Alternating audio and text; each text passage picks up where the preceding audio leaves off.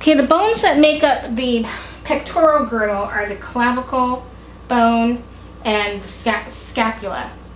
Now, the way that they hold the limbs together to the axial skeleton is that the clavicle attaches to the sternum, making the sternoclavicular joint, and attaches to the acromion, making the acromioclavicular joint.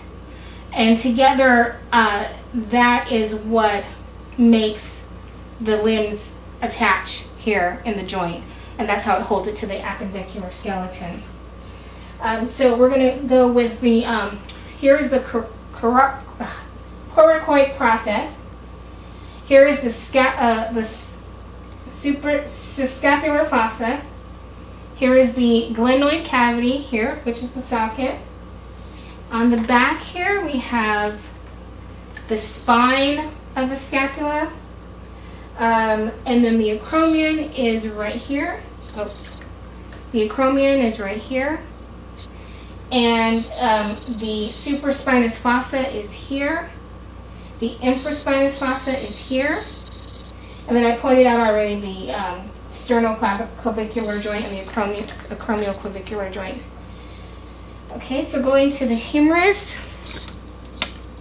here.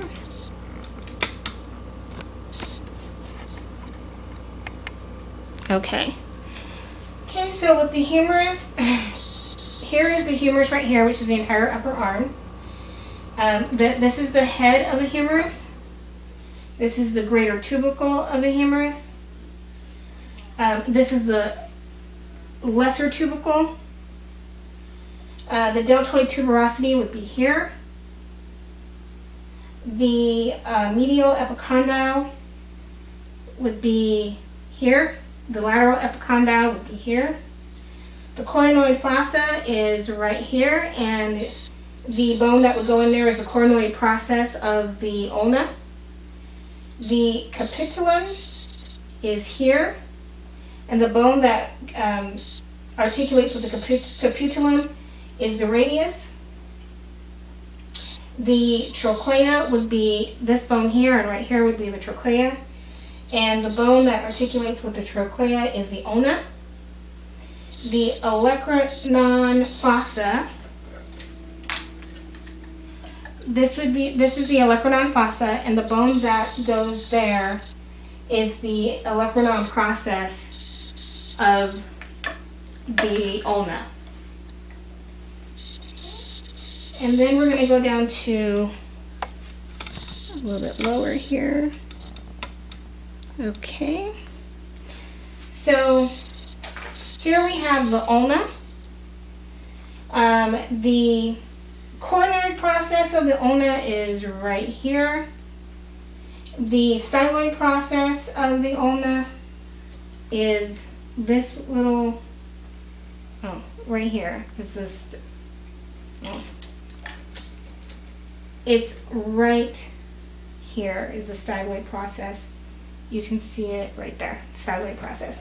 And then on the back, the olecranon, which is the elbow, is right here, is the olecranon. And then with the radius, here is the radius. Here is the head of the radius here. And the radial tuberosity is, here is the radial tuberosity. And the styloid process is right here, is the styloid process. And then with the carpus, a little closer here. Okay, so with the carpus, the proximal row, we have the scaphoid, the lunate, the tricretral, and the pisiform. And then on the distal row, we have the trapezium, the trapezoid, the capitate, and the hamate. And the bones that come together to form the wrist bone are the scaphoid and the lunate articulate with the radius to make the wrist joint. And then the bone that forms a joint with the pollex, which is right here, is the trapezium. And then here are the metacarpals, and then the phalanges. Okay, and then going to the pelvic girdle. Okay. So the bones that make the pelvic girdle are the two coxal bones. The way that they hold the limbs together to the axoskeleton is that the two coxal bones come together here at the pubic symphysis, and then they also articulate with the sacrum to make the sacroiliac joint. And then the way that they hold the limbs together is through the acetabulum socket that holds the limbs to the rest of the axial skeleton.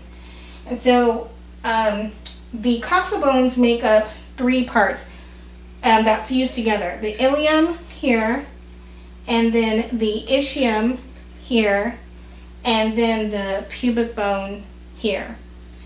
And here is the acetabulum, and then again the pubic symphysis, the obturator foramen.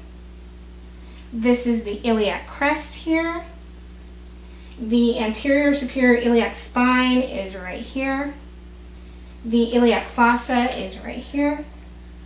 The greater sciatic notch is right here.